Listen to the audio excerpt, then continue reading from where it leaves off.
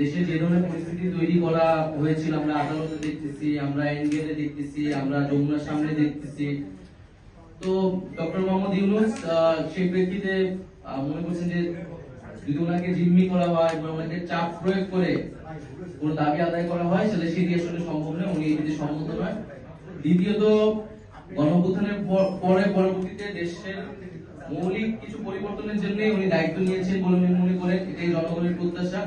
তো সেই মৌলিক কাজগুলা বিচার সংস্কার এই বিষয়গুলো যদি উনি করতে না পারেন তাহলে আসলে ওনার থেকে কি লাভ? উনি যেই প্রতিশ্রুতির জায়গা থেকে এসেছিলেন সেটি উনি রক্ষা করতে পারতেছেন না এই পরিস্থিতিতে।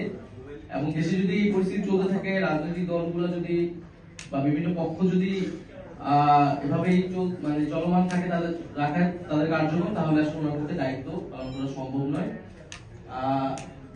এবং যদি নির্বাচনের জন্য এরকম ভাবে চাপ প্রয়োগ করা হয় তাহলে একটা নিয়ন্ত্রিত নির্বাচন হতে যাচ্ছে এটাও তিনি সন্দেহ পোষণ করেছেন, ফলে এটার দায়ভার উনি নিতে চান। আমাদের জায়গা থেকে আমি বলেছি যে ওনাকে দায়িত্বে থাকতে হবে, কারণ প্রতিশ্রুতির জায়গা জনগণের কাছে ওনার রয়েছে। এবং ফলে উনি রাজনৈতিক ভাবে বিষয়টা সমাধান করুক, সকল রাজনৈতিক দলগুলোকে বলুক। এবং জাতীয় নাগরিক পার্টি আমাদের জায়গা থেকে আমরা সকল বিভিন্ন রাজনৈতিক দলগুলোকে এই মেসেজ দিয়েছি যাতে সবাই দেশের এই পরিস্থিতি বিবেচনা করে রাজনৈতিক ভাবে ঐক্যবদ্ধ হয় এবং একটা ইতিবাচক সিদ্ধান্তের দিকে যায়।